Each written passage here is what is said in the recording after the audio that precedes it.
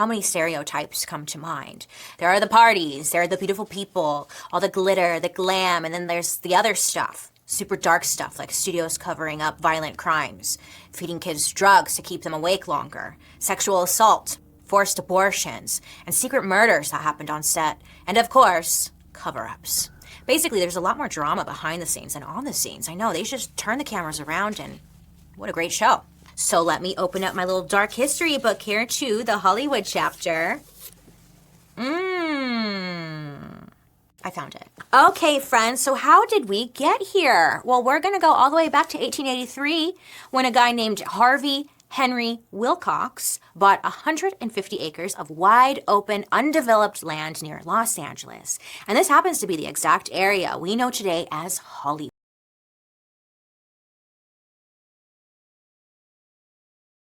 You're even talking, and you're like, really? Oh, this looks terrible. I was like, what?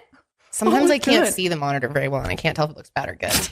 Sometimes I can't see when I'm filming. It's fine. Oh, I just realized I'm not wearing my wedding ring. Oh, scandal. Let's address it now. People are going to think, Guys, you heard it here first. No. Bad news, guys. Bad news. No. Scandal. I took it off because I spray tanned myself. I feel like when I have a wedding ring one day, I will like never wear it all the time. Like, because sometimes rings really annoy me. I like want them. I want all the jewelry off me, you know? So I feel like I put it down. I don't know. Yeah, that's kind of how it is, like with my nose ring sometimes. I'm like, because I don't normally take it off, but I took it off for the first time and put a new one in for like the first time in years. Cute. Thanks. I wanted a new vibe. I was sick of the silver. It looks really good. Yeah, it felt like good to have it out for a day. I just had a regular nose. I could like wipe my nose like wild and it wasn't sharp and cutting inside. Yeah, no, that's always a great feeling. But anyways, hello, welcome.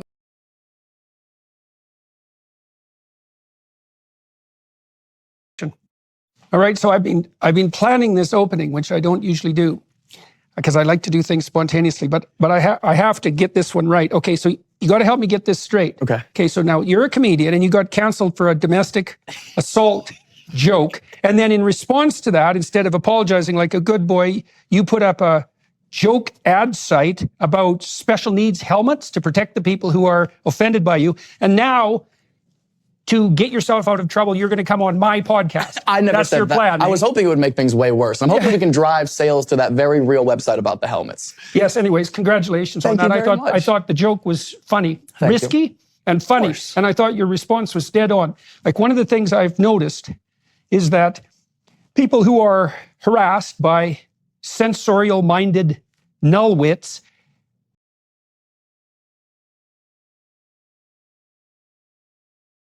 I think I mentioned, but I read your book because my dear friend Nooper told me that I should. And every now and again, I would see you come up on my feed. I don't spend much time on Instagram anymore, but when I did, I just felt like you were having a different conversation. And it's not that I have stopped doing interviews because I want to hide myself away. I think it's because I wanted to be able to have a certain type of conversation that I didn't seem able to find a space for. And so I called Nooper and said, I think I just reached out to Jay to see if he would let me come and do his podcast.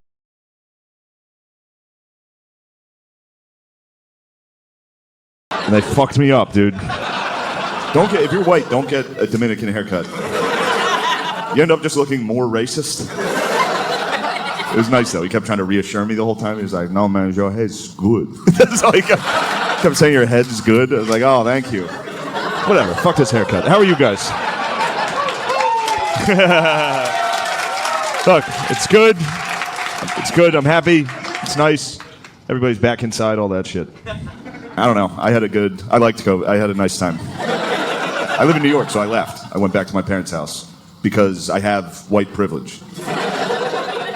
Some people didn't get to leave the city. I did because of my privilege. And I used it. You gotta use it. You know what I mean?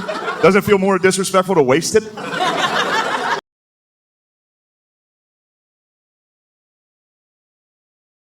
I hope you enjoy seeing me host. I have some amazing guests, and I'm excited to bring the show to you in the best way that I can. And I hope you enjoy the video this week. Bye. Please make it loud for John Johnson!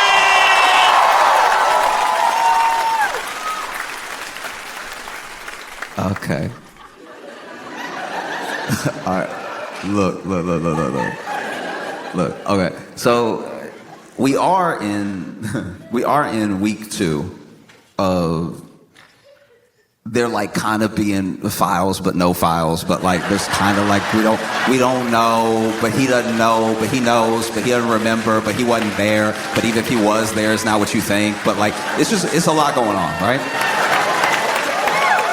And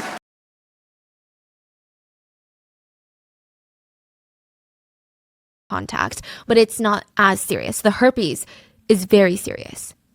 And contrary to what SJ was trying to sell to her, her doctor told her herpes type 2 is a lifelong disease. Like, there's no cure. This is an STD and you have it forever. And yes, you can also transfer it now to other people through sexual contact. The doctor told her some people are asymptomatic, a lot of people are not.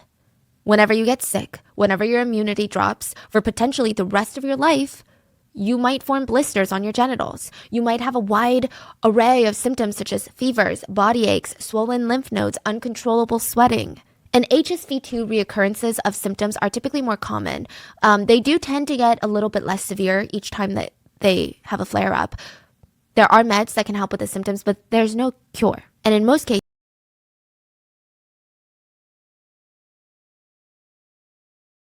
Number 1. Before this episode starts, I have a small favor to ask from you.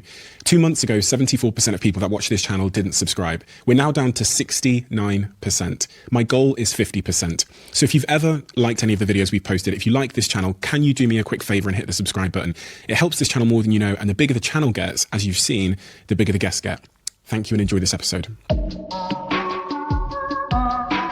Professor Seyfried, if someone walks up to you on the street and they know nothing about science, they know nothing about medicine, etc., and they asked you, what do you do and why do you do it? How would you respond? I'm a professor of biology at Boston College. So in that role, I spend a lot of my time working with undergraduates and graduate students in training them to be scientific literate in various aspects of biology. The research program that we have at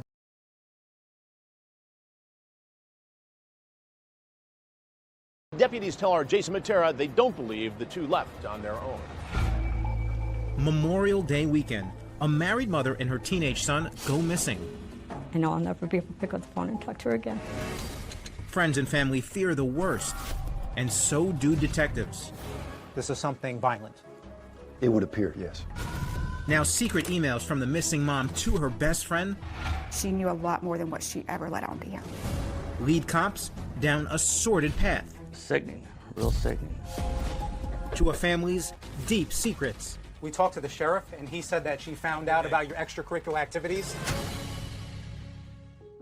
After a day of fishing with her son Evan on the Coosa River, Susan Osborne told her best friend Holly she'd caught a keeper. Just like, I think he's the one I really want to give a chance. She was talking about Air Force veteran Jerry.